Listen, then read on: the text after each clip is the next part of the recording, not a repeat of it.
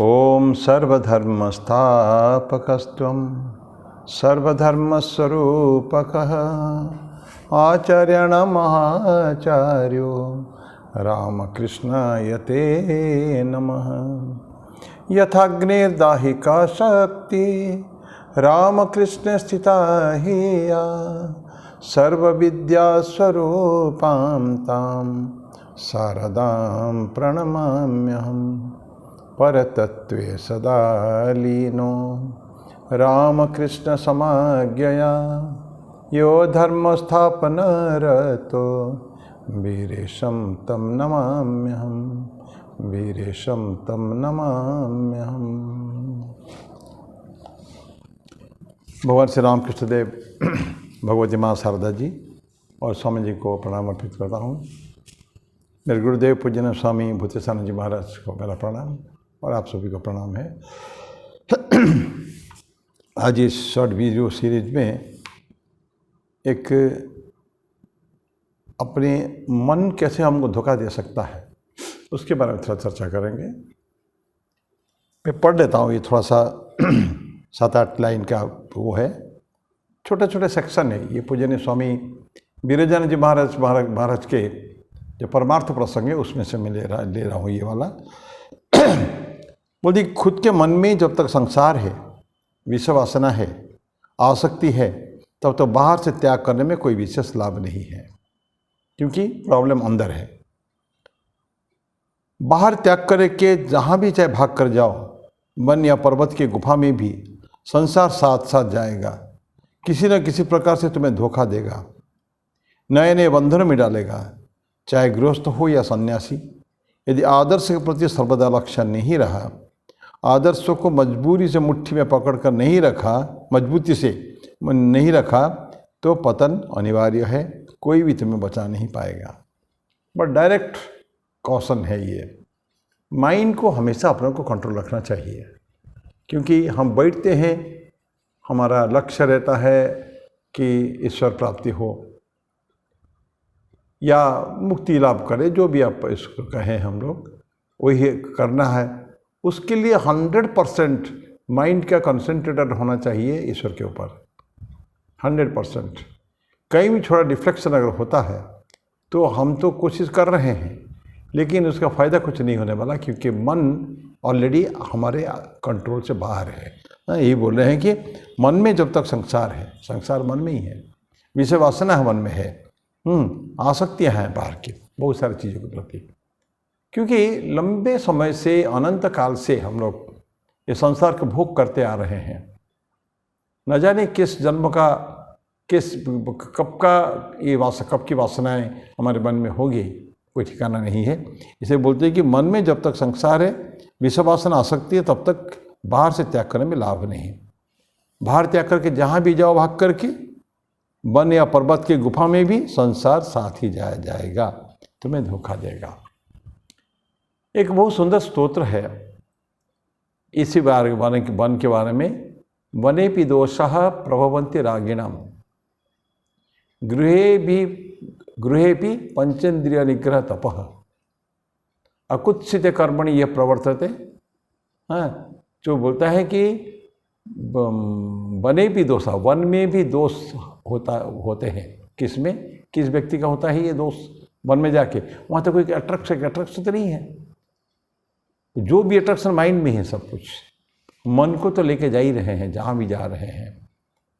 External जो deflections हमारे होते हैं, प्रॉब्लम, ये थोड़ी देर के लिए वहाँ जाके वन में बंद हो सकता है। हम देख नहीं पाएंगे, कुछ सुन नहीं पाएंगे, लेकिन बाहर से क्या नहीं वो तो छोड़ दें, हमारे सब कुछ तो अंदर ही तो है। और ये आज नहीं, जन्मों जन्मों का संस्कार हमारे अंदर है। इसे बोलते हैं कि किसी प्रकार तुमको धोखा भी देगा। पर्वत में जाए, वने भी दोषा प्रभवंती रागिणाम, रागी जो है, अटैचमेंट जिनको है, आसक्तियाँ जिसको है, वन पे भी उसको दोष पैदा होते हैं।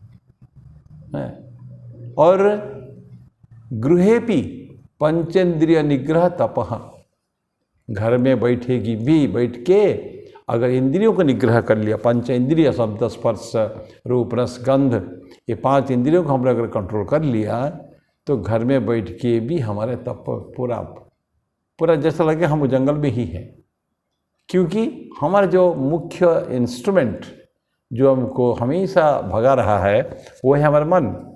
तो मन को कंट्रोल में रख लिया, बस हमारे न चाहने पर माइंड कहीं से कहीं तक जाएगा नहीं, मन डिफ्लेक्शन कभी भी नहीं होगा।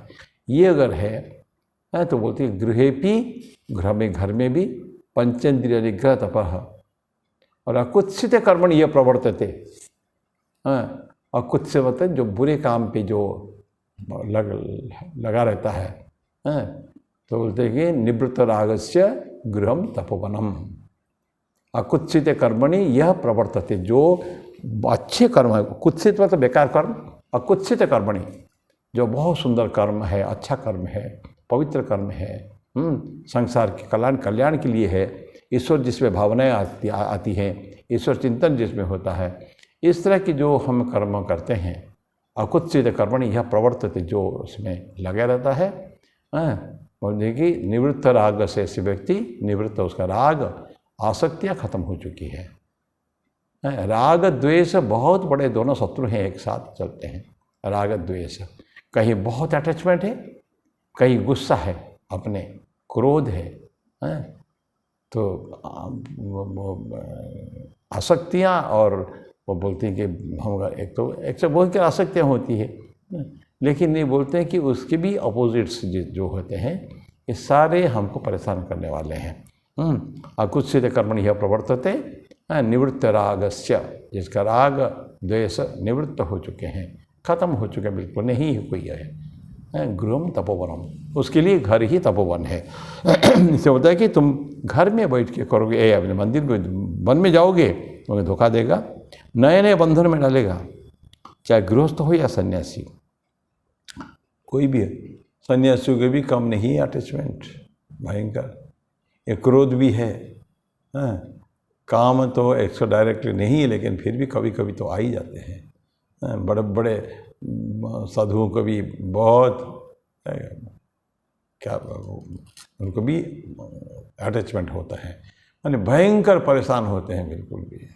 विश्वामित्र ऋषि हजारों साल, 10 हजार साल तपस्या एक बार करते थे, लेकिन उस उर्वशी या मेनका जो भी है उनके चंगुल में आए गए, वो आगे फिर 10,000 साल तपस्या। उसमें तो 1000 तो ऐसे लगता था जैसे कुछ है ही नहीं, 10,000 साल तक तपस्या, फिर 10,000 साल की तपस्या, ऐसे ऐसे होते हैं। दैट मीन्स इतनी बड़े ऋषि होने के बाद भी उनका कंट्रोल नहीं है, अपने ऊपर कंट्रोल नहीं है।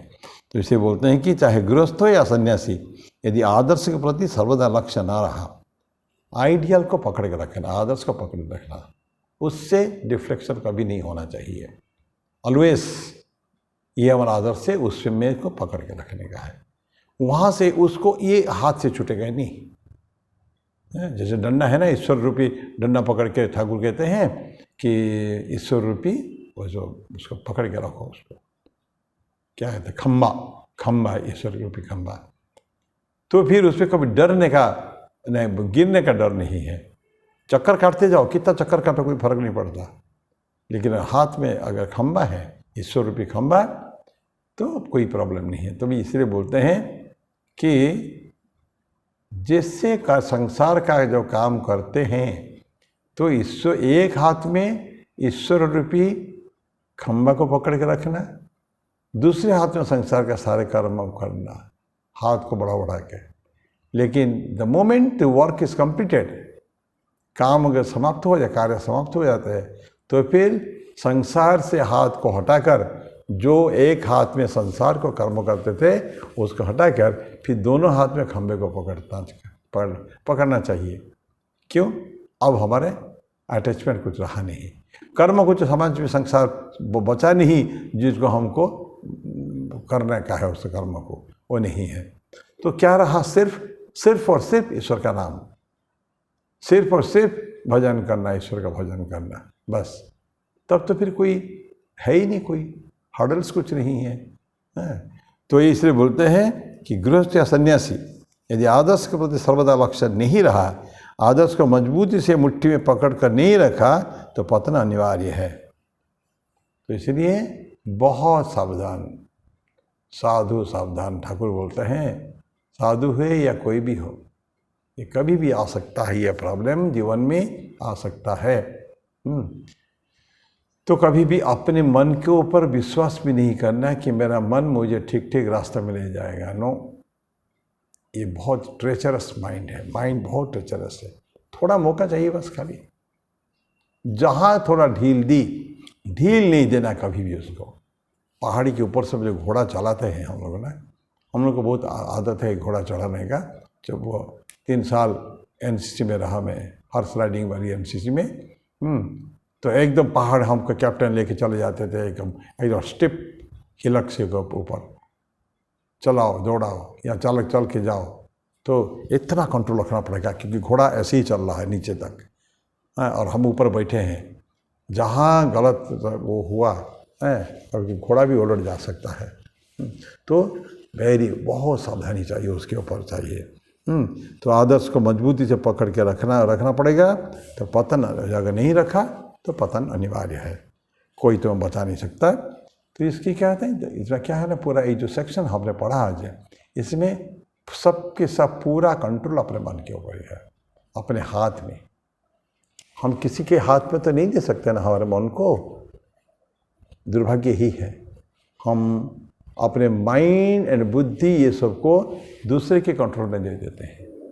बस जहाँ उनके कंट्रोल में दिया, they will utilize our minds, our बुद्धि, इसको ऐसे यूज़ करेंगे, अपने लिए यूज़ करेंगे वो है। तो हमारे लिए तो उससे कोई फ़ायदा नहीं रहेगा ना। उनको अपने बारे में, हमारे बारे में क्यों सोचेंगे, उनको तो अपना काम निकालना है, बस ये है। तो इसीलिए बोलते हैं कि आप कहीं भी रहो, always have a full control over the mind, बस और कुछ नहीं चाहिए। मन के ऊपर नियंत्रण रहा तो कोई भी पंच इंद्रिय हो, 10 इंद्रिय हो, कोई भी इंद्रिय हो, हमको कभी भी उसका नहीं सकता, मैंने आगे गलत रास्ते में लेके नहीं जा सकता है। सो दैट इज़ आज का जो हमने पढ़ा, इसी के बारे में था वो। विषय वासना मन में कभी ना रखें, आसक्तियाँ ना रखें। Always have a moral culture, एक नैतिक व्यवहार जो हमको हमेशा चाहिए, तभी जाके जीवन में सफलता मिलने की हम कोशिश कर सकते हैं, उपाय कर सकते हैं कैसे जीवन में सफलता मिलेगी। ठीक है बेटा, आज यही समाप्त करते हैं। तो सारे रिस्पॉन्सिबिलिटी अपने ऊपर है, कोई हमको आके नहीं करा सकता है।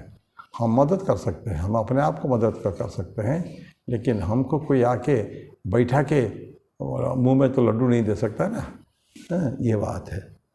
तो फिर अगले बार इसी तरह का कोई इसको चर्चा करेंगे। तो मैं आज मेरी बात को यही समाप्त करता हूँ। ओम शांति शांति शांति। हरि ओम तत्सत। श्री राम कृष्णार्पणमस्तु।